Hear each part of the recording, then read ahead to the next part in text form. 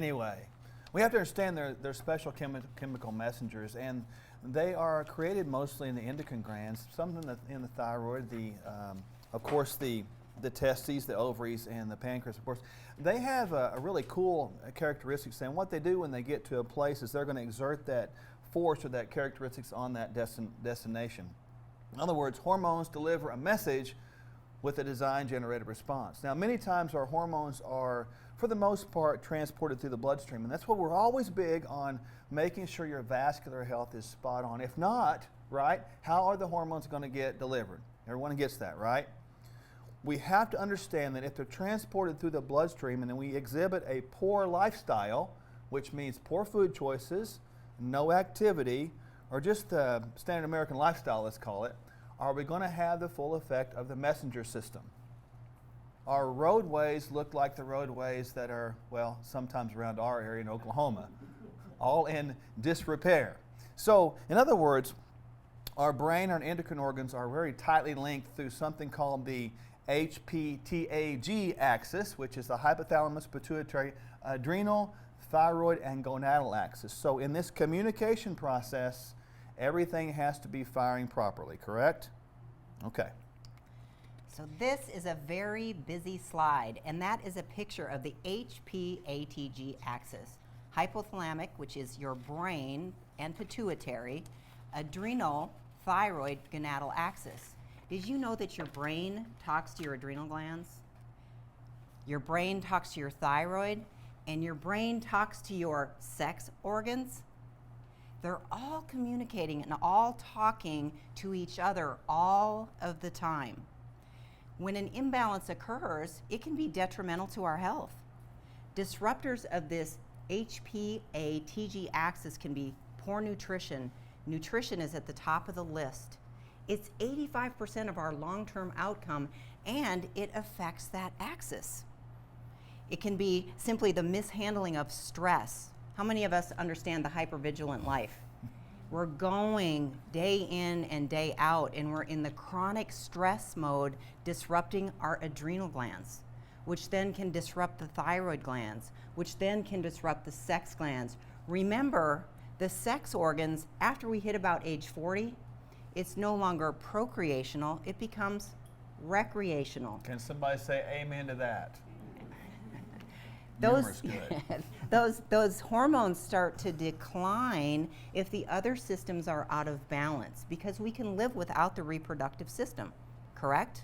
However, we know that those hormones are very essential, and they are what make us unique as individuals. So we're going to kind of dispel a couple of myths this evening, and one of them is going to be kind of in this slide, which I'll explain in just a moment. First of all, there's a lot of symptoms, and I'm just going to list a couple of them right here, and I just want anyone that's here in our audience tonight or anyone online to kind of either physically raise your hand or even pretend like you raise your hand on the outside but raise your hand on the inside.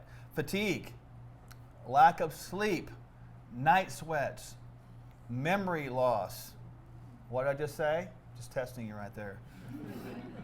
Depression, mood swings. Right? Think about that. Hot flashes, tension, severe headaches, diminished sex drive, loss of erectile ability, dry mucous membranes, food cravings. How many know that food cravings are tied to your hormones many times? What about weight gain? What about loss of muscle tissue? Do we really want to believe that aging in the way we're aging in America is normal? I don't want people to get the concept of normal and think that's got to happen to you. I don't want anybody here to think themselves as normal. I want you to think of yourselves as super normal or optimal. If you think yourselves like that, you have a chance of thinking that self into truth, right? What about hair and skin changes? The skin is getting a little more wrinkly, the hair begins to fall out. Duh. So one myth that I want to unravel tonight is many times all these symptoms overlap to men and women of any age, and the hormones get blamed for everything, right? It's because of my hormones I'm not, or it's because of the hormones that this is not happening. And when that happens, hormones get just all this blame pushed upon them. At the same time, hormones get too much credit. don't they? Hormones are going to fix everything. We've already established tonight that if the highway system of hormones is dysfunctional or mismanaged, how are the hormones going to go from point A to point B? So they can't get blamed for everything, and they can't get too much credit for everything, but they are part of a very complex system. And if we get this thing right, hormones can become very viable if they're optimized, right? Okay. So what are some common causes of hormone imbalance? At the top of the list, what do you see? Nutrition, nutrition, nutrition. Nutrition is one of the biggest things. Remember, 85% of the time, nutrition is involved in your long-term outcome, those chronic diseases that show up. So when nutrition is not right, how are we really going to have good hormone balance?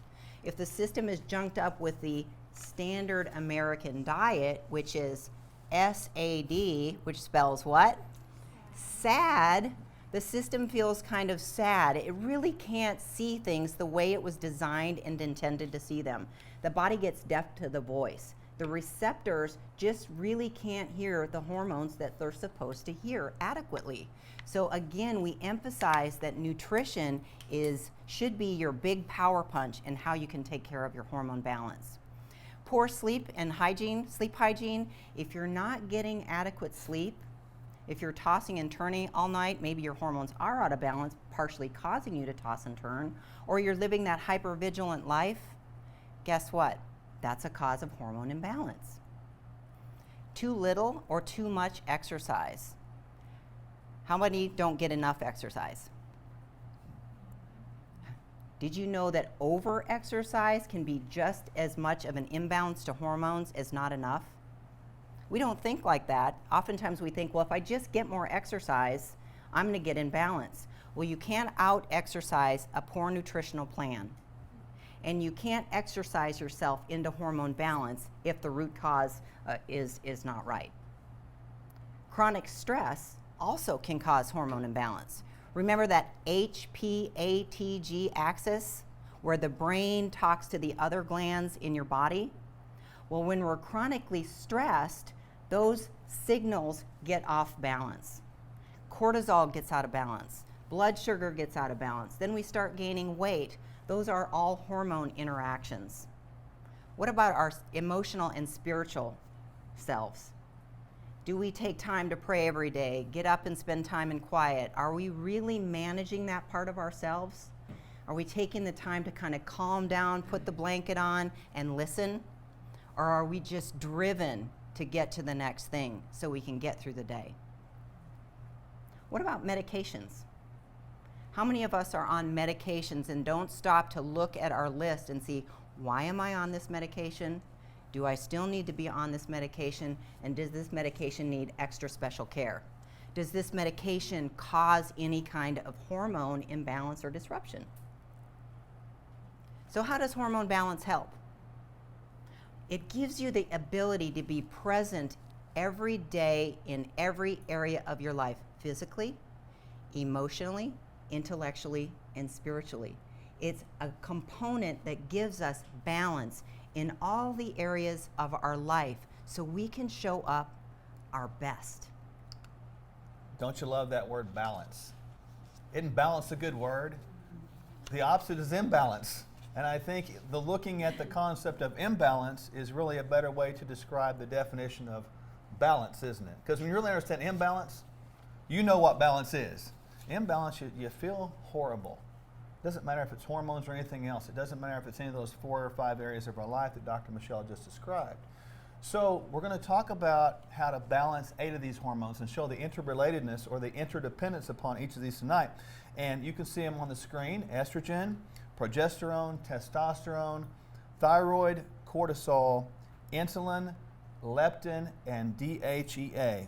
DHEA, for those of you that want to know what that stands for, dehydroepiandrosterone. There will be a test question later about spelling of that word, right? So we're going to go over each of these tonight one at a time, and hopefully by the end of tonight our endeavor is that you will see the interconnectedness between all of these and why that you can't look at just one, but you have to look at all of them from a panoramic viewpoint. So let's get started. Everybody knows about the hormone insulin, right? It's the blood sugar hormone. So when we eat, our body takes in sugar. Sugar is managed by a hormone, insulin, that's secreted by the pancreas. Well, when we eat too much sugar, guess what? Our body produces more and more and more insulin. Sugar is part of how we get energy. But when we get too much, we junk up those insulin receptors. And what starts to happen is the body becomes insulin resistant. We've got positive effects of insulin, which are energy production. It's an anabolic hormone. It helps us get the energy to survive, but it also has those negative effects, that fat storing effect. And if we are living on the standard American diet all the time and producing too much insulin, the body becomes deaf to the voice. And we start to develop things like high blood sugar, metabolic syndrome, and then eventually we go on to become diabetic. And one of the things that we really don't like to see with insulin is weight gain. Insulin, when it is overproduced, is an inflammatory hormone, and it junks up your metabolic system. And it puts that little spread around the middle that we don't like to see. The good news is that we can learn to manage insulin with nutrition, and we can do a simple blood test in the office to see how high your insulin levels are. We usually check those levels in a fasting state or approximately 5 hours after you've eaten any food. So what about stress? Does everyone know what stress is? By the show of hands, how many love to be stressed? Isn't it funny about stress? We know what it is, but can we really define it? You think about stress, one little caveat here that I always throw out there is we have to learn to define stress as not a noun but a verb. It's an action we take. Because when that action is we take from the inside out, it causes something to be excreted in our system called cortisol, the stress hormone. Cortisol is necessary to keep us alive. It's not all bad, right? When someone is chasing you, you want to be able to do what? Run, right? Or if someone is trying to hurt you, you want to be able to run or fight. You want to make those quick decisions. And the interesting thing about cortisol is it plays a very, very important role to not just our survivability, but our normal responses in life. You got to pay attention to people, you got to pay attention to your job, the ability to focus, all has cortisol related to it. So there is some positive to this, of course, and obviously it's quick energy, right? You got to go right now, man. It's also increased immunity. If you're fighting someone, and if anybody's ever been in a situation like this, do you feel pain as much as you do when you're relaxed? No. One of cortisol's amazing things that it does, it desensitizes you of pain, and it really increases your immunity, and it lowers that sensitivity and pain so you can fight more, right? Makes sense? Now what about the negative side effects? Weight gain, if it's too much, in the face and abdomen. Now, there are people that come into this office, in this clinic, that we see that are borderline type 2 diabetic. Not only because they eat poor, as a matter of fact, they don't eat just poor, it's maybe fair, but they're also chronically stressed.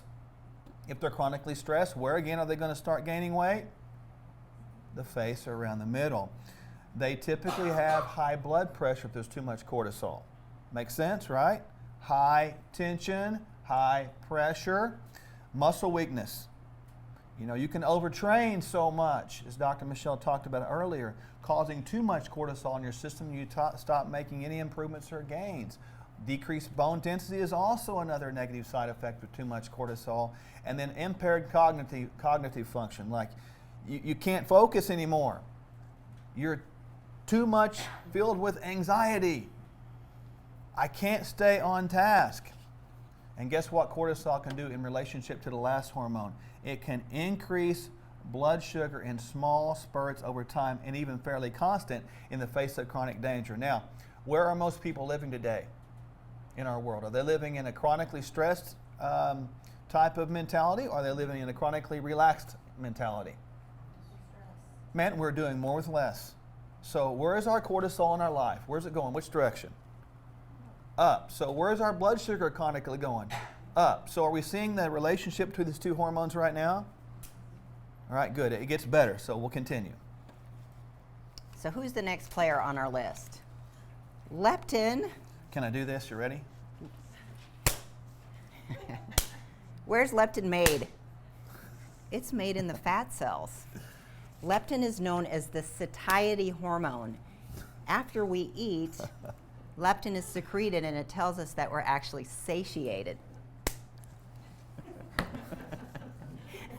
I told her I was going to do that tonight. And leptin also helps our bodies maintain its normal natural weight. So it's got some positive effects. It tells our brain when we're full. The negative effects about leptin is that just like insulin, we can become resistant to leptin by the increased production of leptin. If leptin is made in the fat cells and we have more and more fat, guess what we have more and more of? Leptin. So when leptin is produced in excess amounts, just like if insulin is produced in excess amounts, now the receptors become deaf to the voice and your body can't hear its own hormones. Another reason why poor nutrition, hypervigilance, and chronic stress, when your system is so overloaded, can you see how that alters your normal, natural hormone balance? Dr. Mark and I talk a lot about the ICI syndrome. Does anybody know what that stands for? I caused it. So when we look at hormone balance all around the spectrum of exercise and stress management, what we eat and how we sleep, how much of that is something that we do to ourselves? We are causing these things, especially when it comes to overeating, allowing ourselves to gain weight, and letting leptin get out of control. So more body fat equals more leptin. Excess leptin equals hormone imbalance because now your body can't see its own satiation hormone. It's going to lead to insulin resistance, thyroid dysfunction, and a decreased metabolism. Can I do that one more time? Sure. Okay, feel better now.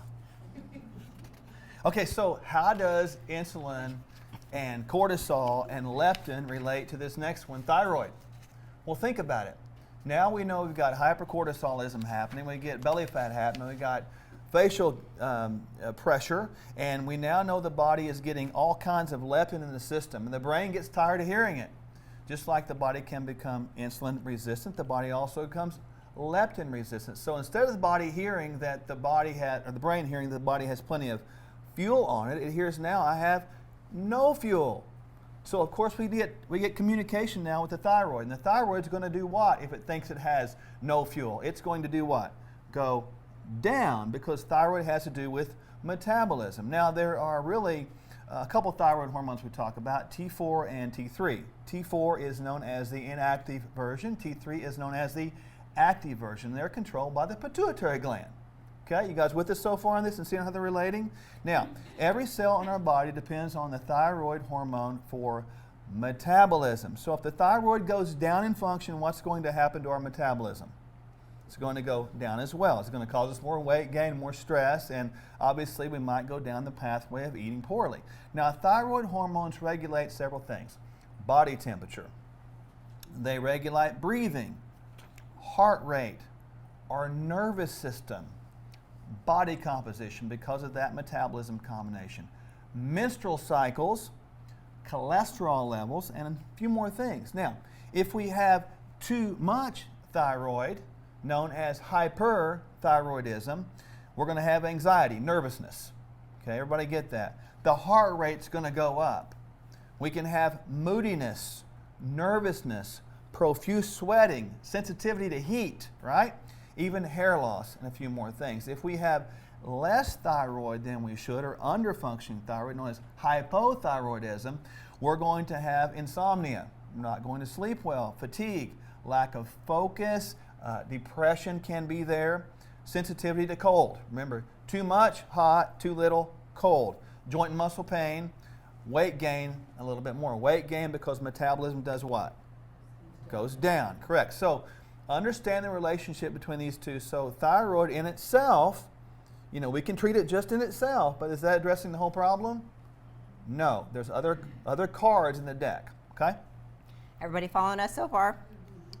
So what about the male and female sex steroids? Did you know that all of us have all of the players in our systems? We have estrogen, testosterone, progesterone, and DHEA. We've got all of these sex steroids in our systems. The degree that we have them is what makes us unique. We've got male levels and we've got female levels. Menopause, when menopause comes on board, it comes on mid to late life, around age 40. Sometimes menopause is present in women when they're in their young 20s and 30s. And those symptoms are the symptoms that we talked about earlier, where those anxiety, depression, lack of sleep, those things are all starting to come on board. Approximately every day, about 3,500 women are going into menopause. And the symptoms really can begin up to 15 years before the exact date of menopause occurs. And what is menopause? The definition of menopause is the absence of periods for 1 year. But hormones start to change much earlier than that. They start to go up and down. Remember, things should be in balance, but if we have poor nutrition, stress, medications, all of these things that alter our hormones, are our hormones in balance when we're in our 20s and 30s and 40s with the lives that we lead? No. Male menopause is also called andropause, and it's present in 39% of males over the age of 45 years old. And that was done in more than one study to conglomerate what andropause really, really was. So we're going to go over each one of these sex steroids and how they play a role in your life. And keeping in mind the last few hormones we covered have an effect on these, and we're going to start right here by talking about DHEA. Remember what that stands for, anyone? Together now, dehydro, epi, andro, stenedione. Now say to your neighbor, I love dehydro, epi, andro, stenedione. You sound like you're speaking a foreign language out there. So, DHEA is a hormone produced in the adrenal glands in the brain, and it leads to the production of androgens and estrogens, which are male and female sex hormones. Interesting about DHEA, cortisol steals from it. So if cortisol is high, what's going to happen to the ability of DHEA to work? Its ability is going to go down, correct. So DHEA levels anyway decline in everyone in our late 20s, right? So we're already on a decline, but if we're overstressed, the decline is going to speed up. That's why we're seeing people today in our society that have abnormal hormone levels earlier in life. By age 70, get this, our body only makes 1/4 of the DHEA it used to in its prime. 1/4. That's why hormone levels go down. Now, it has a lot of positive effects. First of all, think about this. It blankets the adrenal response. In other words, it calms down cortisol. But if cortisol is too much, it has no ability to throw a blanket over that fire. In other words, you're trying to throw a washcloth on a raging inferno. How's that going to work for you? Not very well, right? It also aids in melatonin. So if you don't have DHEA, how's that going to affect your sleep? It improves hormone balance, of course, because it's kind of in the upstream area of hormone production. It promotes bone growth and helps maintain tissue repair and strength. Neuroprotective, it's brain protective. It lowers triglycerides, which is cool. It improves insulin sensitivity, which is a great thing. It helps our immune system, and it promotes a sense of well-being. DHEA is a busy boy, isn't it? Or a busy girl, depending on who you may be. The bottom line is the opposite is true. If DHEA is declined or declines naturally, then all of the opposite of these positive benefits will occur. It should be noted that too much DHEA, if it's supplemented incorrectly, and it can be because you can get it out here over the counter if not practitioner monitored, can lead to acne on the face, excess androgen, and even aggression. So this is a comment that I want everybody to catch right here. Don't go flippantly supplementing things without some kind of knowledge behind it with testing. Otherwise, it can go too far, and you can cause yourself some things you got to deal with. All right? Now, as we progress on, you're going to start to see how this continues to get with the rest of the sex hormones. So estrogen, the female sex hormone. Estrogen is produced primarily by the ovaries, but it can also be produced by the fat cells and the adrenal glands. Estrogen has a lot of negative press, but estrogen is really a wonderful hormone. It's responsible for over 400 different activities in your functions in your body. It's primarily responsible for the female physical features and reproduction. Men have a little bit of estrogen too. We don't want male estrogen to be too high, and we also don't want estrogen to be too low. There are both positive and negative effects of estrogen. The positive, if balanced, it plays a role in your skin. It plays a role in your hair. We know estrogen has effects on bone density. When we go into menopause, one of the first things that goes down is our bone density, our hair and skin health, right? It improves memory. Estrogen is good for the brain. Estrogen and serotonin are married. So when estrogen levels go down, serotonin levels go down. Well, what is serotonin? It's the happy hormone. And if estrogen and serotonin are imbalanced, how do we feel? Not so good. Estrogen also thickens your mucous membranes. When we go into menopause, oftentimes our mucous membranes dry up. We have dry mouth, dry eyes. We have to put more drops in our eyes. It humidifies the mucous membranes. It also stimulates the sympathetic nervous system in a positive manner. And the list goes on. We all know about the negative effects of estrogen, right? There's breast cancer when it's used incorrect, or if we have a genetic predisposition to hormone-driven breast cancer. Vaginal dryness. You can put the weight on. We hear about estrogen dominance. What's an estrogen dominant system look like? Kind of apple-shaped, pear-shaped, that little spread around the middle. That can be too much estrogen and not enough progesterone. Libido. It's not just testosterone that gives us libido, but estrogen plays a role in libido as well. Too little estrogen is going to lead to a lack of concentration or your ability to string things together, multitask, and keep your thoughts on track and online. Too little estrogen or too much can cause thin skin, thinning of the skin, depression, and anxiety. So you can see how balance is very, very important in maintaining well-being. Progesterone is the mother hormone.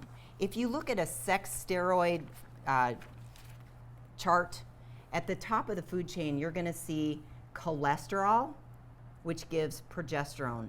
All of our sex steroids come from cholesterol. I know cholesterol gets a bad rap, but we have to have it in order to make our sex steroids. And right at the top of the list of those sex steroids is progesterone. Progesterone is produced in the ovaries, in the placenta, when you're pregnant, and in your adrenal glands. It helps to prepare the body for conception and pregnancy, and it helps regulate our menstrual cycles. Estrogen is in its dominant state in the early state of our cycles, in the early days, and in the later days of the cycle, it's progesterone that's the dominant hormone. Progesterone, being the mother hormone, it can be stolen to cortisol. What is cortisol? Cortisol's the stress hormone. So if progesterone is stolen to cortisol steal, oftentimes it does not give production to the other hormones like testosterone and estrogen further down the line. So we can be deplete in progesterone and have estrogen over here that is unbalanced. Progesterone has many other positive effects on the body. It protects the brain. It aids in deep sleep. It's the sleep hormone. It helps us go to sleep at night. So when we go into menopause or later in a year, sometimes sleep becomes disrupted. It may be a progesterone imbalance. Progesterone aids in mental processing. It aids in anxiety and depression. I use it a lot to calm the nervous system down. So progesterone, being the mother, is a very important hormone. Aren't mothers important? We just had Mother's Day, right? So again, wish your mother a happy Mother's Day, especially under these circumstances, right? Thank her for giving you progesterone.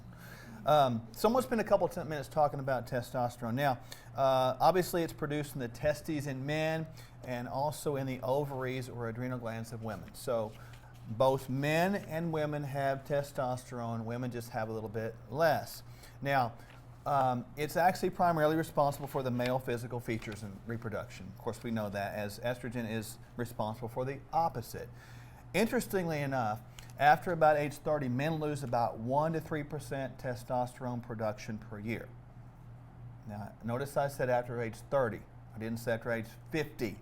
So people are losing testosterone production quickly. Get this about for women, between 20 and 40, women lose 50% of their testosterone production. It's important, right? So we notice that in both of these scenarios I just gave you, whether it's 20 or 30, things start to change in men and women respectively. Young women make about 300 milligrams of testosterone per day.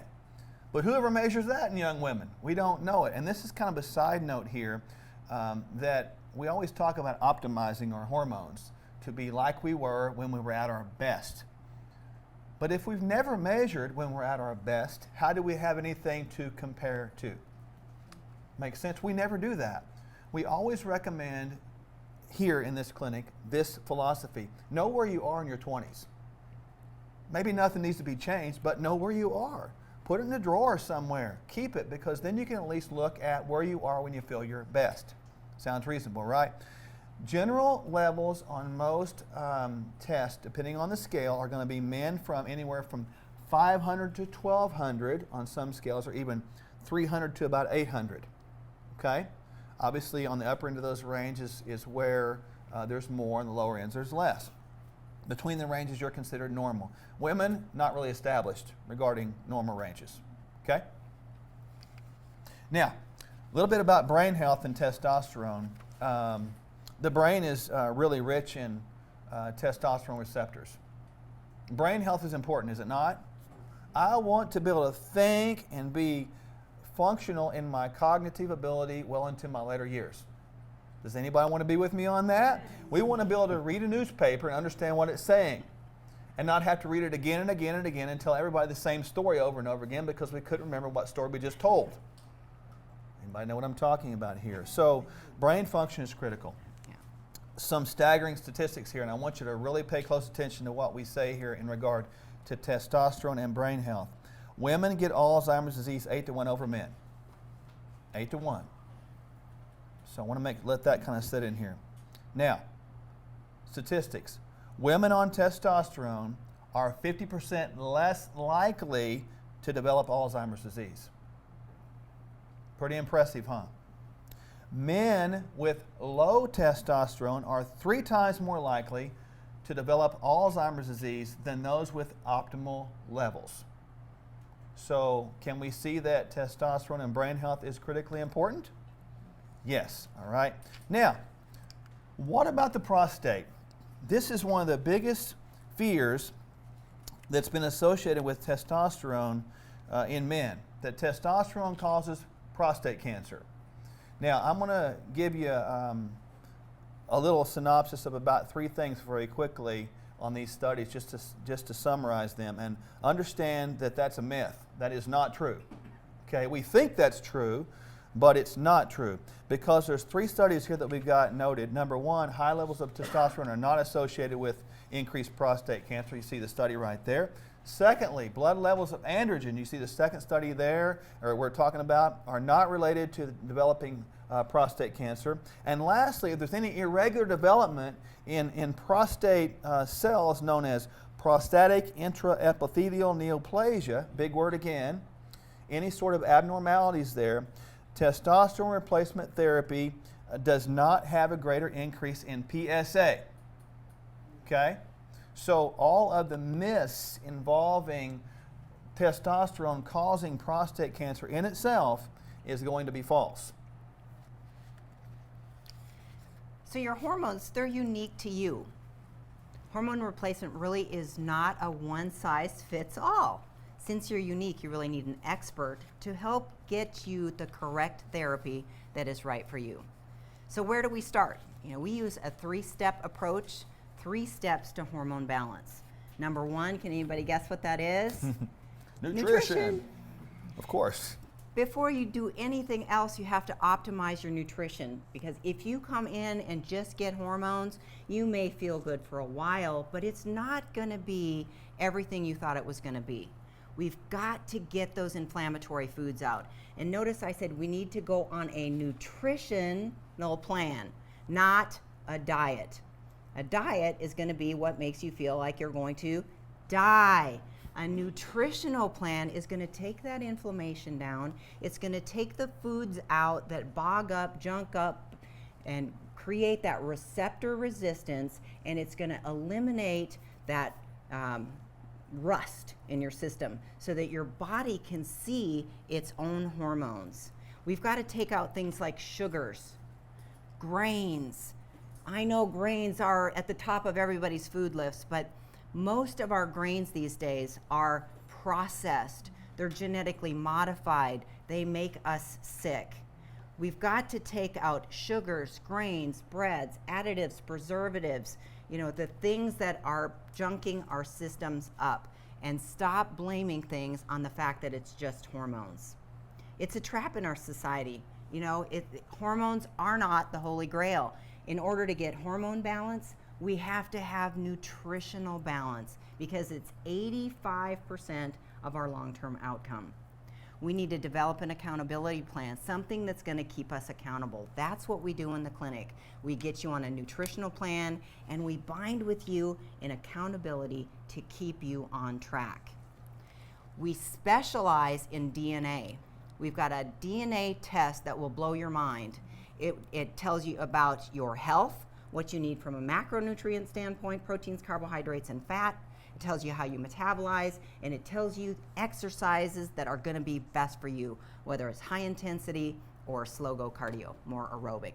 And with those things, that nutritional piece intact, then we move on to making sure that you decrease your stress, because stress plays a big role in hormone balance. Once you have nutrition online, we've got to pay attention to stress, because remember, cortisol affects insulin, and insulin affects leptin, and leptin affects the thyroid, and they're all hormones, and they all need to be neatly balanced. So we've got to get our lifestyle under control. I remember the first day somebody asked me what my lifestyle was, and I thought they were talking about the car that I drive or the house that I live in. But what they were really asking me is, how do you live your life every single day? How do you treat that physical, emotional, intellectual, and spiritual self? Are you intact or not? So we've got to really go. This is the only thing that we get to carry around every day. We've got to balance all parts of it in order to have true hormone balance. Once we've got those two on board, making sure that you've got a practitioner to keep you healthy, from your biomarkers of health to your hormone balance, a protocol that's specific for you. We don't want to neglect good follow-up. Once you get on a hormone plan and we get things in balance, we want to stay the course and make sure we have optimization by maintaining laboratory evaluation and make sure that that plan is right for you. Many labs, they don't have an age-specific range, right? So we've got to make sure that we are optimizing the plan for your system. And those guidelines and ranges change. So you want to have somebody that's helping you, that is staying current with the literature. So once nutrition is cleaned up, supplements can be used to help further improve hormone balance.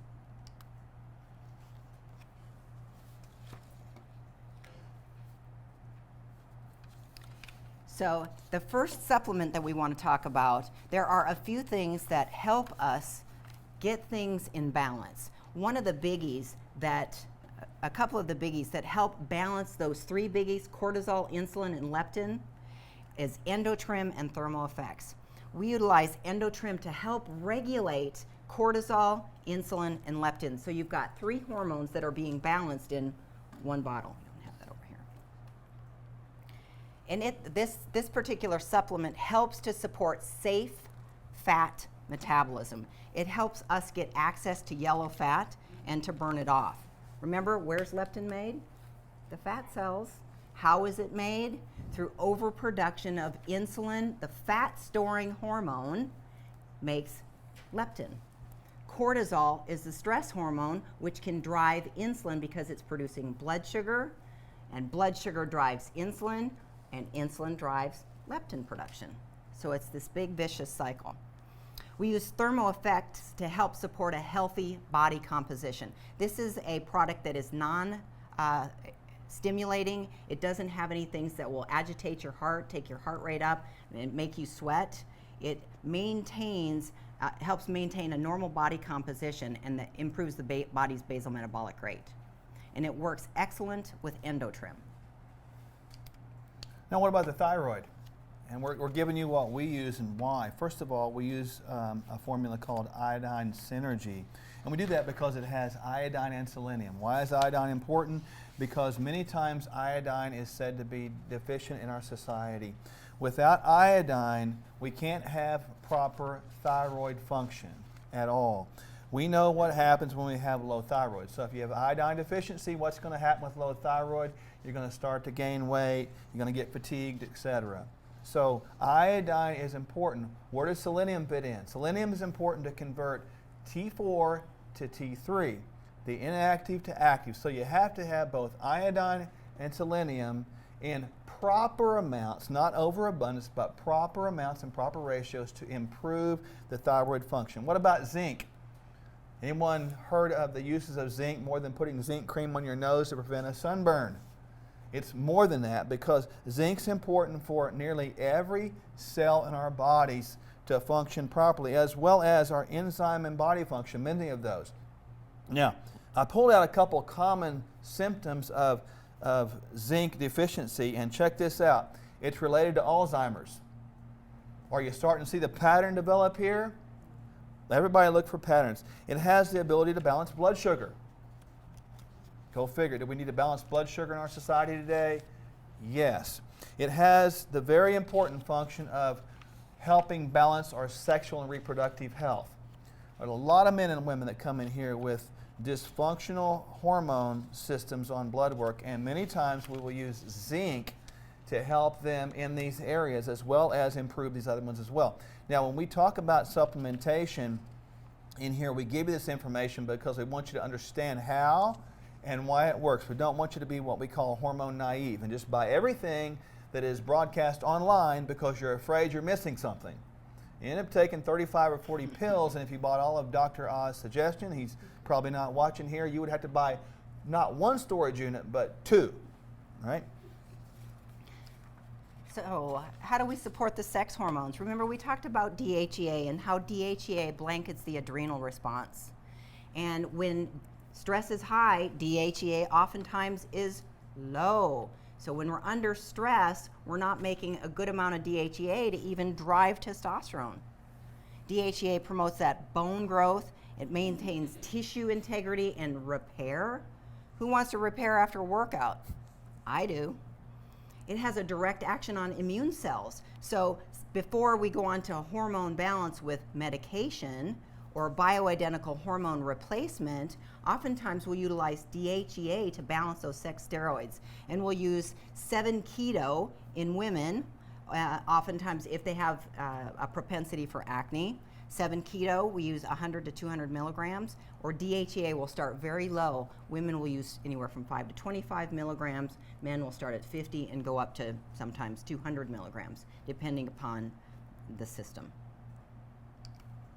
Now, more on the sex hormone supplementation or things that can help them work better. Does everyone understand that proper supplements come from food products? So all it is really food in a concentrated form of those nutrients inside of food in a concentrated form in a capsule or a gel. DIM, has anyone heard of DIM? D-I-M.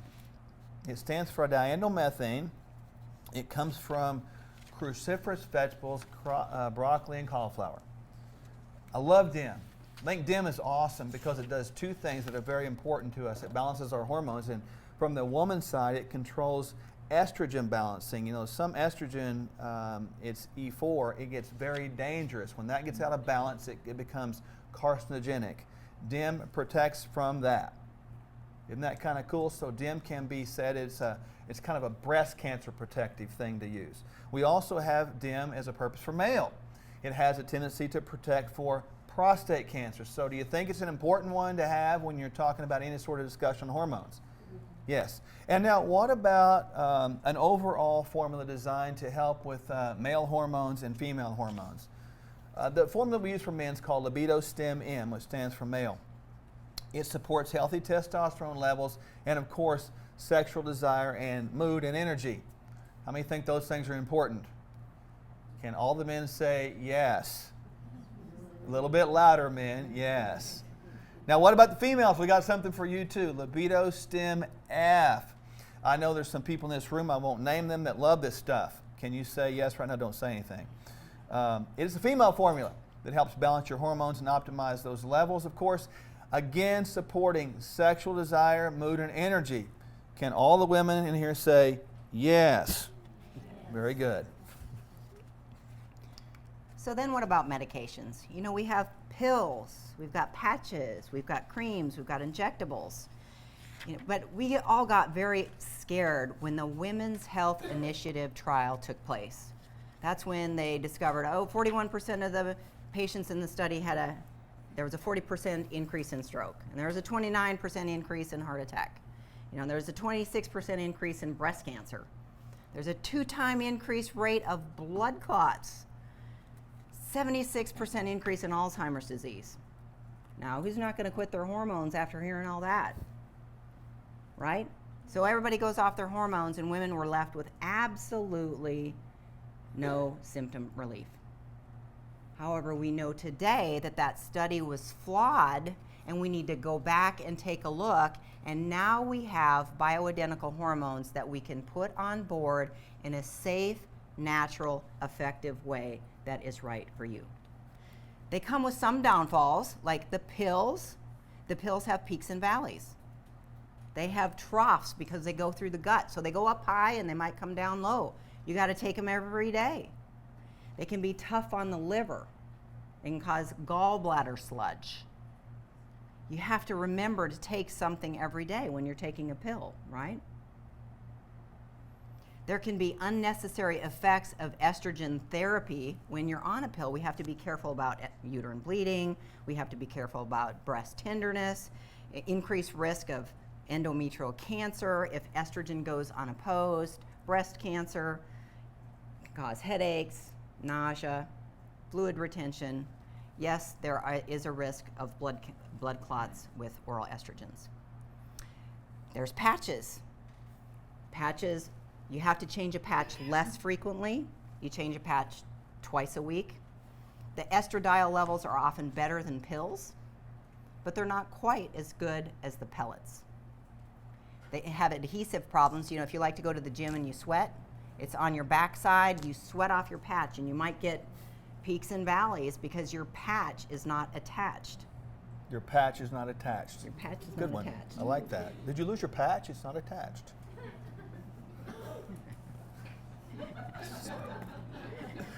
That was like a door that you just have to walk into. That's all I'm saying. You know, and about 45% of people do not even absorb hormones through the skin. So the absorptive surface that we put those hormones on is different. We've all got different skin oils. So sometimes those patches aren't absorbed through the skin. There is no bioidentical progesterone available in a patch. So that, without that bioidentical progesterone, if we use estrogen alone, it leaves the uterus unprotected. There are creams. The downfalls of using a cream is you have to remember twice daily dosing oftentimes. So some of us can't remember to get our first daily dosing in. What about twice daily dosing? What if you didn't use enough cream? Is every dose of cream the same dose of cream? You're squirting it out of a dispenser, so creams can be a little bit varied. You have to wait to get dressed. You can't get your clothes on until the cream's actually dry, and you want to make sure that you're not in direct contact after you apply the hormones. What about injectable?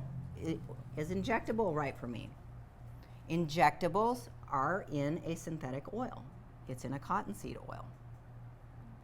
It can have adverse effects because they have high peaks and then low troughs. Injectables can affect your blood pressure, fluid retention, estrogen metabolism. and you may need a twice weekly dosing. So the goal with hormones really, it's to stimulate the normal, natural cycle of hormones in your body. We want optimal levels with whatever dosing regimen we use. Pills are good for some, patches are good for some, pellets are good for some, injectables are good for some. We have to figure out the exact right hormone therapy that's right for you.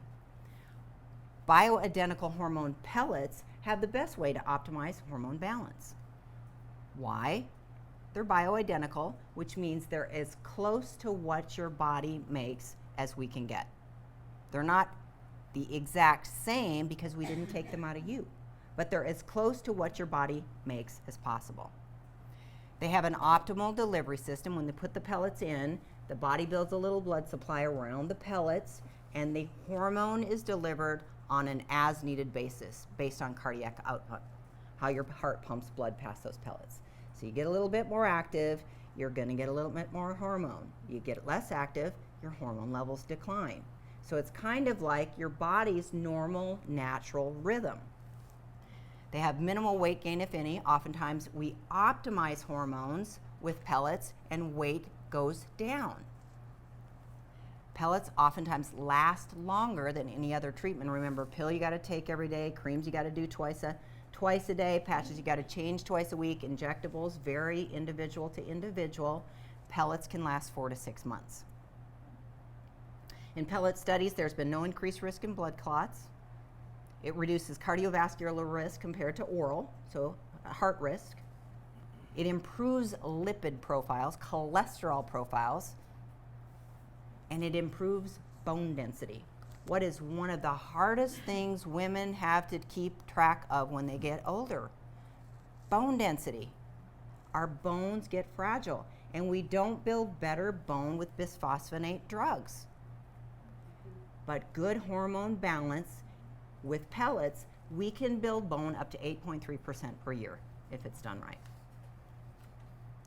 Pellets have not been shown to increase the risk of breast or prostate cancer. So here's what patients are saying.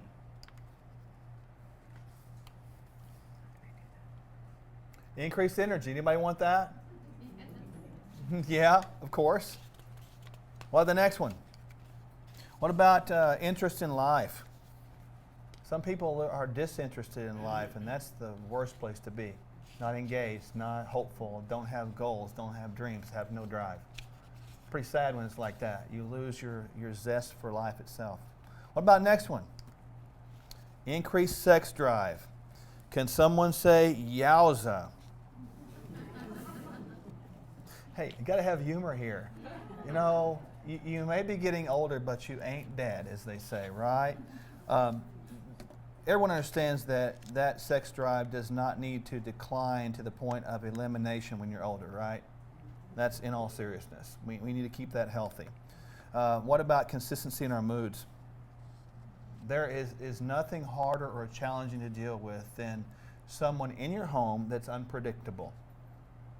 Now, many times, I want you guys to get this. Many times, is it their fault? Is it completely their fault? The answer is no.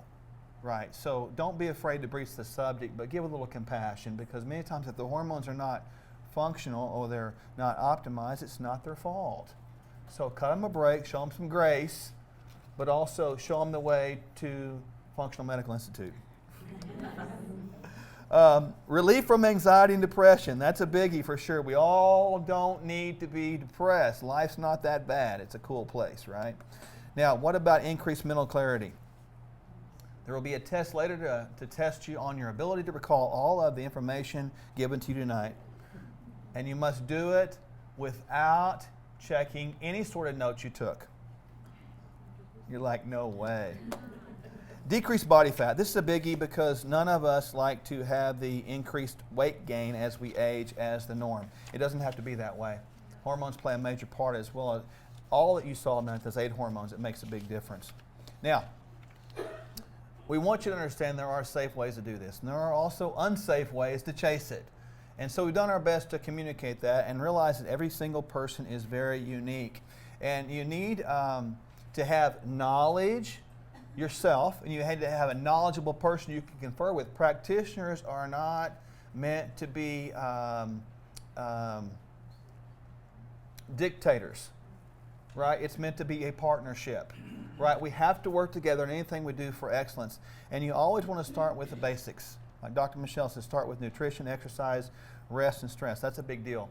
Baseline measurements are great. The more information you can get up front about yourself is the best. Learn to listen. There's a lot of measurables you can get to start with. First of all, what about the body composition? If the body composition starts to get out of line, I'm talking about not weight only, but I'm talking about body fat starts to elevate and you can't seem to get it off. That's something to pay attention to. It's something you can measure. We have a device called a max pulse, which measures cardiovascular output and cardiovascular function. In other words, it measures your arterial aging process. It takes 3 minutes, and it's one of the best tests ever. And we've got a special little thing for you tonight. In just a moment, we're going to kind of introduce that to you. What about blood testing? Many times, normal, conventional blood tests are inadequate. They don't give you all of the information. They give you a picture, but it's like a puzzle with a hole taken out of it. You get a concept of what the picture looks like, but you're missing the beautiful details. Dr. Michelle mentioned DNA. I can't tell you how many times we've seen DNA line right up from an upstream process with downstream results. If you can change the upstream processes of DNA expression, certainly we understand that it's like we can change the downstream results. And that's a beautiful thing. You're not destined to turn out like your genes are telling you. We can manipulate those things right now through a system called nutrigenomics. It's a science. And the best measurable is this. It's you. How do you feel? Do you feel great? Do you feel crappy? Probably shouldn't have said that online, but I did. And you got to monitor your long-term and short-term success. You got to keep score, right? Keeping score is what we do in America, don't we? We want to make A's. Every test I ever took, I didn't set out to make a D. I set out to make an A.